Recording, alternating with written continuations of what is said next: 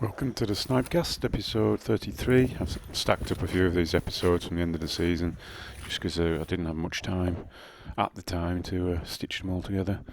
This was a nice little day, absolutely perfect conditions, and quite a quick open and shut case for Jake today. I was expecting him to make one stoop and then go for his little bath, but we didn't need to worry about the bathing, as you'll see.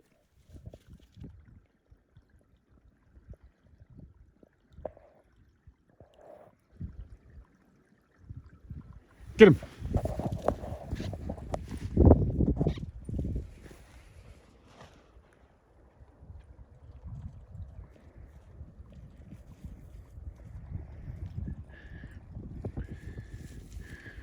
Very nice and textbook, almost like lowland hawking. This, get out the car.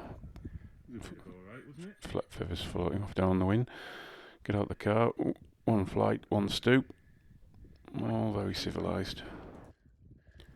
I've been bemoaning the Tearsal's lack of progress this season, but over the last month he just has really picked up a wee bit, and he's starting to look like a snipehawk.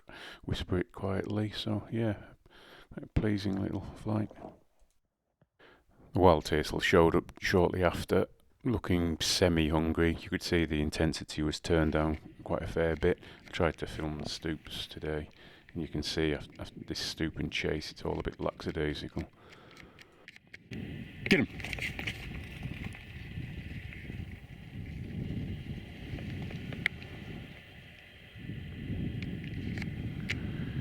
You can just tell by the way he kind of fell out the air and the kind of lack of burning intensity in the chase here, that he's not super hungry, but still hungry enough to want to catch something to put in the larder. It shows how these wild peregrines think. They seem to be having a plan for the next day.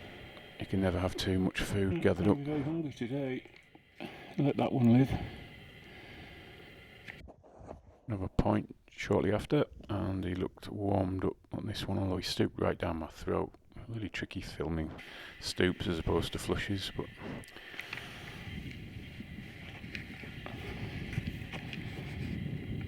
Get him.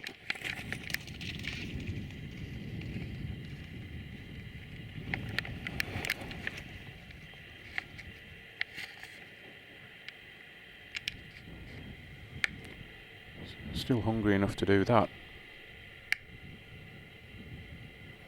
A really loud bind.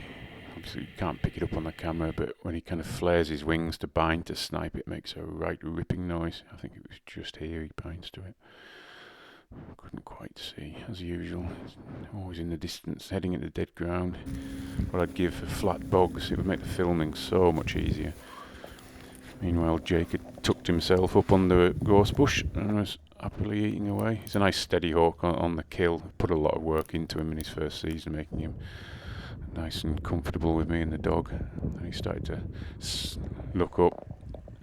And this is only about 10 minutes after that wild Tearsal had caught that snipe. He obviously just went and stashed it up in the rocks. Tried to get Jake to have a bath in the stream on the way back, but he got a bout of stage fright. Obviously couldn't do it with everyone watching, so had a drink but no bath. Anyway, probably he'll save that for his next flight. So we're just walking back to the car and the wild Tearsal's come back over. He obviously stashed that first snipe. Wants another one for supper. There's lots of cover, lots of rushes further down, so a lot of the snipe we're dumping in, but we really had a bit of fun chasing the snipe around. 3 or 4 quick flights, just walking back to the car. Most of them, as I say, we're just dumping in. Get him. I think this one dives into the reeds just ahead of him. He seemed to get more and more serious as the kind of night drew in. He was obviously wanting to gather up more food. I think the dog bumps that one out again here, and the Tearsal comes down, and I think it looks like he knocks it down. I had to look back in slow motion, and he did, but it looked like it dropped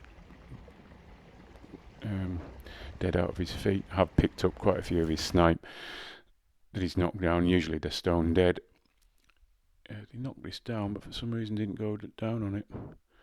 Which is odd. He did actually kill one about 5 minutes later. Unfortunately, I was just putting the tassel down to get the camera, and I missed a bind, so it was a 3-bird roast in the end. Lovely day.